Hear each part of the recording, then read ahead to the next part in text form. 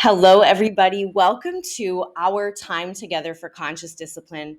Have you ever asked yourself, why does my child act like this? Or why does this other person act like this? Or why do I act like this? We all have. I have some exciting news. I have an answer for you.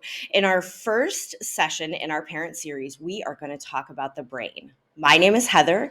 I'm many things, including a mother, a conscious discipline facilitator, and an early childhood educator. And I can't wait to share some of the stuff I've learned with you. So, we're going to talk about the brain today, and we are going to break the brain into three parts: the survival state, the emotional state, and the executive state. And we're going to talk about all three of them, but it's important to know right off the bat that they rely on each other. They are wired from the bottom to the top. Okay. We start at the bottom because all the higher states rely on the one below it. And the way that they're wired together is what's really important, because the pathways, that wiring that happens, are built through experience. And the more loving and the more safe the experiences are in the world around us, the stronger the connection, the more connections we get, right? So when we are talking about building our child's brain and how parents are their child's first teacher, this is what it means. We need, just like when we're building a house, we need a strong foundation. Without that strong foundation, we could build a first floor, but it's not going to be great, right? It's not going to be very safe. So we need a strong foundation so that we can build that first floor. That's important. And it's only with the first floor that we can build the second floor. And the second floor, that frontal lobe is where impulse control and decision making lies. And that's really what we want for our kids, right? So bottom to top, wired through experience. The bottom is the survival state. It's the very first state to come online when we're born, and it is necessary for survival. When a baby instinctually knows to cry when they need changed or fed, or when they need held to feel safe and loved, that is their survival state. And it's important for us too.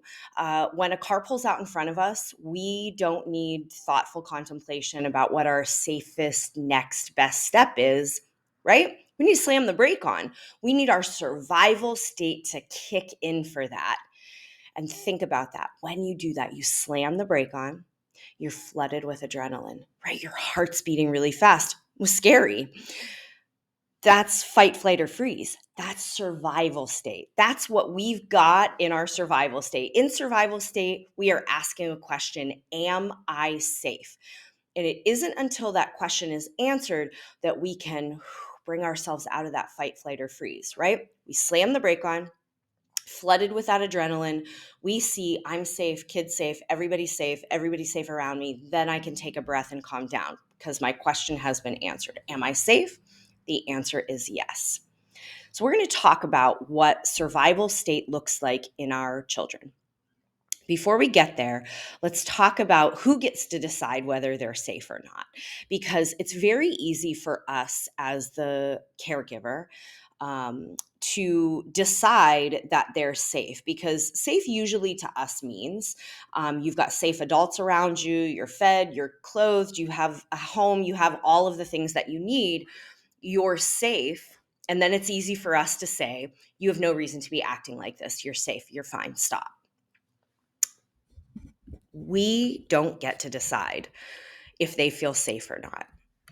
We're going to work on helping them feel safe, but we don't get to decide. It's their decision. They decide whether they feel safe or not. And the same is exactly true for us. So imagine in that car scenario, if I was sitting in the passenger side and you slammed the brakes on and you were scared, and I said, "Why are you scared? You're not scared. That car was 4 car lengths ahead of you. You didn't need to act like that. You're not scared." Would that make you feel not scared? Of course not. It's up to you. I don't get to decide whether you feel safe in a situation or not. You get to decide. It's the same for our kids. Okay. So when our children are in survival state, the number one indication of survival state is no eye contact. They probably don't want you to touch them or comfort them or offer solutions. They are, it can be big physical stuff, what we might label a tantrum, throwing, kicking, hitting, big physical stuff, or maybe the exact opposite, and it is complete shut down, right? Uh, Curled into a ball, hiding in their room, doesn't respond. So think no eye contact. That's our biggest indicator of survival state. Okay. So imagine that your child, you are in an argument, and then they cover their ears and they run back to their room and they slam the door and lock it and start kicking the door repeatedly, repeatedly. That is survival state. And how we respond to that makes a big difference. Okay. So, option number one, my kid, I'm very triggered when the door gets slammed. I don't like the door locked. I certainly don't want you to kick the door. So I'm going to march back there and I'm going to pound on the door and I'm going to make him open it. You unlock it, you open it. I'm going to go in. I'm going to say, this is not how we act when you're upset, right? You can be upset, but this isn't how we're going to handle it. And then I'm going to pop those hinges off. I'm going to carry that door out. I'm going to take it because you're not going to do that again. So he was asking in his survival state, am I safe? Right? Because they ask, am I safe in the most unsafe ways? And I answered the question, and the answer was no. Right now, you are not safe with me. I don't want to deal with this. This isn't okay with me. Right? So I answered the question. Now, if instead I pause and take a breath and recognize he's in survival state, he needs safety. He needs to know that he's safe. If I can walk back there and I can knock on the door and I can say, please unlock the door so that I know that you're safe. And he unlocks the door and I open it, or maybe I just stay close and I just breathe and I stay calm and composed myself until he's ready to talk. What I'm doing in that moment is building stronger neural pathways, right? I am telling him, I've got your back. How he behaved in the situation, I'm not okay with. But no matter what you do and how you handle a situation, I still have your back, because we all feel like that, don't we? Of course we do. Sometimes we don't communicate how we really feel when we respond to situations like that. So letting them know, no matter what your behavior is, I've got your back, is really important, because we are creating a blueprint for the rest of their lives, for how they handle upset for the rest of their lives.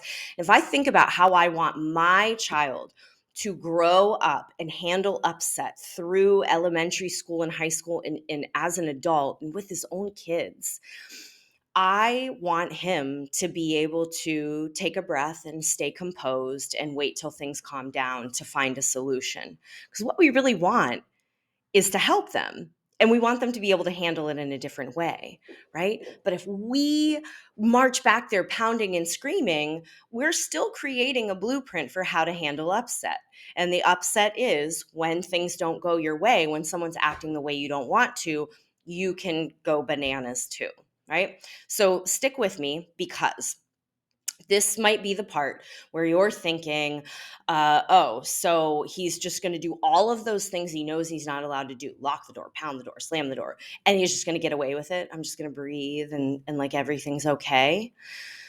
Consequences and boundaries and limits are so important in conscious discipline. They are huge. And we will learn later, our kids want limits and boundaries. They feel safer when they know exactly what to expect. And consequences are important. So no one's going to get away with anything. But the thing is, in that survival state, in that no eye contact, in that rush of adrenaline, all of the brain power, all of your child's resources are funneled into that survival state. So your lecture, your problem solving, your whatever you've got to say in that moment it isn't going to be heard. If we want them to learn a better way, we need them to be calm to hear us. So, taking a moment to model composure and how we can stay calm in the face of upset and then come together to solve a problem is the blueprint that we actually want to create for our children. Okay? Because we need to always remember the difference between discipline and punishment. Discipline is teaching. It is teaching the child a new way to handle the upset. It's problem solving. That's actually what we want, right? We don't want our children to stop doing something because they're afraid. We want them to do it because they've learned something. They've learned a better way. They've learned to manage the emotion. They've learned what it feels like inside. They've learned a better outlet, a safer outlet for it. And we want them to understand that once they know better, they can do better, right? Until we teach them a better way, they can't do a better way. And we are not teaching them a better way by scaring them and punishing them, because punishment is teaching the child to be obedient through fear or manipulation. If they don't pay, if they don't hurt, they're going to do it again. If I don't take that door off the hinges and let him be without a door in his room for a day, then he's going to do it again. Will that work? It might. But I didn't solve anything. I kind of did. If I'm triggered by the door, maybe it doesn't happen again. I kind of won. I didn't teach him what to do when he's angry next time. He might not kick the door. He's going to kick something else, right? Nobody learned anything except for fear. So punishment, that's the anxiety. That's our anxiety about being afraid that they're going to do this over and over again if we don't scare them, right? And where that comes from our internal hard drive. We've got this CD-ROM inside of us, and we didn't write it. Our caregivers wrote it. Our teachers, our parents, our grandparents, the people who cared for us when we were growing up are the ones who wrote our internal CD-ROM.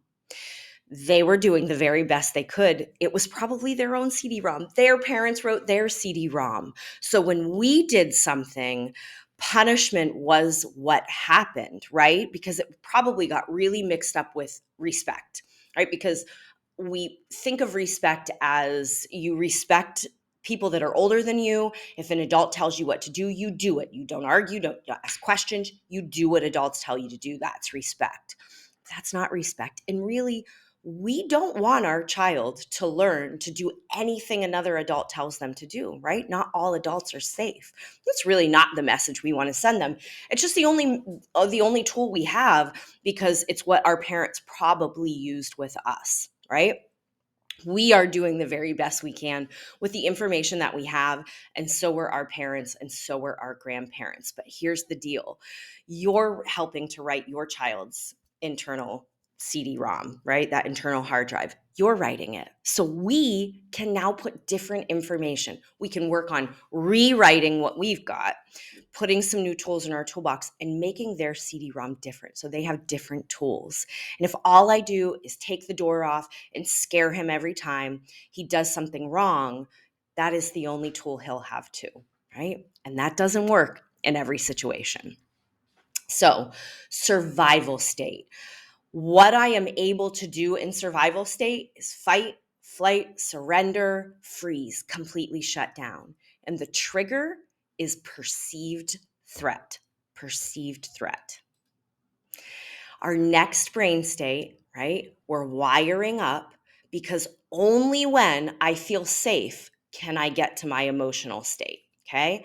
My emotional state comes online around the time that they're starting to say no. So, like toddler age. Okay. The emotional state starts to come online, and it only comes online when the need for safety has been met. So, no matter the age, we only have access to emotional state when we are feeling safe. Okay. So that's important. We've got that strong foundation. Here's our first floor, our emotional state. The emotional state asks, am I loved? And loved isn't just the way we love our kids, because of course we love our kids, but love is can feel like and acceptance and belonging. And do you still love me when I act this way? Right? Because they'll ask, am I loved in the most unloving ways? Just like the safety, right? They ask for safety and love in the most unsafe and unloving ways. So, in our emotional state, when they're asking, am I loved? They are doing things like blame, back talk, sass, not listening, covering their ears, yelling. I hate this family. I can't stand to be here anymore. They're whining is maybe one. So we can get eye contact in emotional state. Emotional state is verbal. Emotional state can be them starting to let us in, right? They might let us get a little closer. They might be willing to start to listen to what we have to say, or allowing us to comfort them. So the thing about emotional state is our kids probably this is where we spend a lot of time. Grown-ups, this is where we spend a lot of time in our emotional state. And when we're in our emotional state, we put all our resources towards this state, right? So if we don't answer the question, am I loved? With a yes, you are, right? If we don't answer the question, then they're going to stay right here in this emotional state, or maybe they're going to tunnel right back down to the survival state. So emotional state asks, am I loved? When we answer the question in a calm way, right? Just like survival state. When they ask these questions, when my child is whining and I am very triggered by whining, when I let that trigger me and I get upset and I get in my emotional state, all I have to offer is yelling back. Right. And when I do that, when I answer that with, no, you're not, this is not how I love you. This is not when I feel loving towards you, is when you're whining or arguing or blaming someone else, right? Or lying. When those things happen, if I answer the question with a no, right, then they're going to persist in that state. If I answer it with a yes, and my yes is composure, staying calm, taking a breath. What am I doing? I'm helping create that strong blueprint for how they handle upset for the rest of their lives. I am building strong neural pathways, and I'm writing a little note inside their body that says, no matter what, no matter how you act, I love you. Of course, you're loved no matter what you do. And I'm going to stay calm and I'm going to be here. Now, do we have to let them get away with the behavior? No, but this isn't the place that we're going to go after it, right? This isn't the place for learning. This isn't the place to problem solve.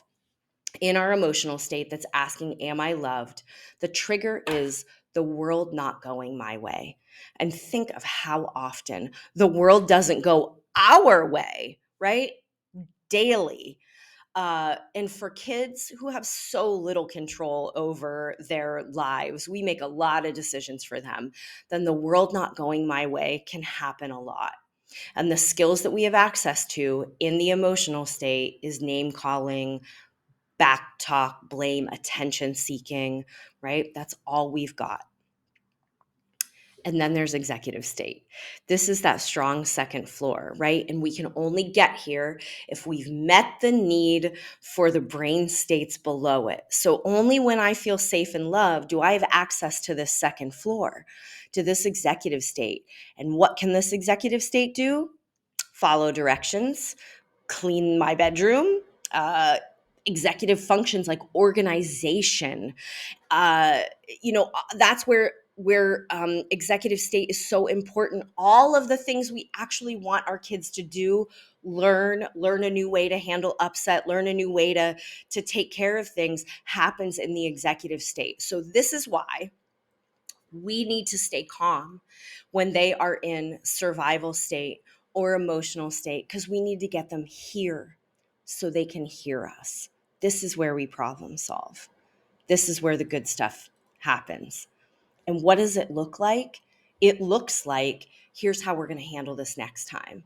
This is where we can talk about consequences, because when we have an unwanted behavior and we punish it, it happens again.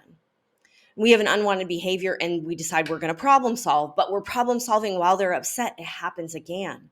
When we have an unwanted behavior and the adult stays composed, we download our own calm, we answer that question, yes, you're safe, yes, you're loved. Then we can get to problem solving here in the executive state, and then things begin to change, right? So our calm, our composure is so important, because we need to model the behavior that we want for them, right? So it's not just about getting them to their executive state and then expecting them to be able to problem solve and organize and follow directions. They can't do things that they haven't learned. They need to be shown how to do these things, right? So learning is great, executive function is great. This is where we want to be, but they can't use those executive functions if nobody shows them how to do it. Okay? So we need to also model and be the person that we want our child to become. With composure, right? It's reliant on the power of perception, which is no one can make you angry without your permission. And I don't think anybody would disagree with me that your child is not in charge of you, right? Your child can't make you angry. Your child can't make you sad. Your child can't make you be anything. We choose whether we want to be angry or sad or upset or frustrated by a situation, right? Because when we decide that our child is in charge of making us mad, it's your fault I'm mad, then we're also putting the responsibility on them to make us happy, right? That is nobody's job, certainly not our child. Imagine the weight to carry if it is your job to make your parent happy. So nobody can make that decision for us, right? We are in charge. Nobody can make us angry without our permission. Composure is about that modeling, being the person that you want the other to become. Okay. When we lose self control, we lose our ability to discipline ourselves and our children. So, self regulation is a priority for us, for caregivers, for teachers, for any of us. Composure is our first priority. And something that's really helpful for that is to remind ourselves to quit taking it personally. Q-tip, right? Because their behavior is not about you. Nobody's behavior is ever about you, right? That statement doesn't just ring true for our children, it rings true for everyone around us, right? Our behavior is about ourselves. It's never about somebody else. So it's important to remember that when someone is having a behavior in front of you. This is happening in front of me, not to me. And this person needs help. My child needs my help. It's not about me. So quit taking it personally. That's a good step to composure, right? So take a breath, hit the pause button.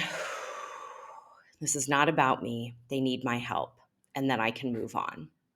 So in the executive state, the skills I have are wisdom, empathy, conflict resolution, seeing from another person's perspective. The trigger is curious, reflective, and investigative, right? So when we're in our executive state, the things that really make us ask questions, that's where we learn, right? That's the beauty of the executive state. So we broke the brain states down into three parts, right? The distinction in the brain state model is so that we can see the relationship between the function and the behavior, between the brain function and the behavior. So breaking them down, into those three brain states is so important. But the brain works as an integrated system. It works as a whole, right? So it's not operating all one at a time and only little pieces. It works together. But those brain states that we just learned about are important because we're going to think about those moving forward so we can see the relationship between the brain function and the behavior. So what now? Do we just leave this video and have all the information we need to solve all of our problems in our home and make everything go smooth and great? No, nope, that is not what we did here. What we did do was learn about these brain states, right? So walking away today, the homework is to just try to recognize those brain states. And for a while, it's going to happen after the fact, right? There's going to be an upset in your home. You're going to respond to it. And then later, you're going to go, oh, man, he was in his survival state. It was safety, and I kind of lost it. Maybe if I would have stayed calm, I could have downloaded that calm, and things would have been different, and then we could have talked about it, right? So it's going to be an after the fact, which is amazing, because with practice, it's going to start happening right away. The behavior happens in front of you. You're able to pause, take a breath, recognize the brain state, and then think about how you want to answer the question, right? You're going to quit taking it personally. You're going to remember that energy is contagious, right? And your child cannot be in a higher brain state than you, especially under the age of 8. There's no self regulation in children under the age of 8. That's all co regulation. They need to borrow our calm to get calm. But even in older children and the adults around you, energy is contagious.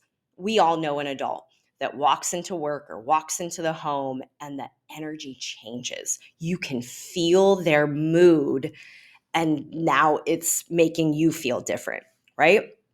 Energy is contagious. So if you want your child to calm down, you need to stay calm too. And then all of the times that we aren't able to do that, because it's going to happen now and forever, that we handle a situation and then we calm down and then we realize, oh, I wish I would have handled that differently. Then what we can do then is go to our child and say, I really wish I would have handled that differently. I wish I would have just taken a breath so that we could have calmed down and talked about how we're going to handle this better next time. I'm sorry, right? That's how our children learn empathy. That's how our children learn to say, I'm sorry, right? Not a forced apology for manners so I can move on from this situation, but a real apology. So, modeling that for our children is also a valuable gift. That's it. Go forth and think about the brain, because it's fascinating and it's really going to teach you a lot about your child's behavior. You've got this. Until next time, I'm wishing you well.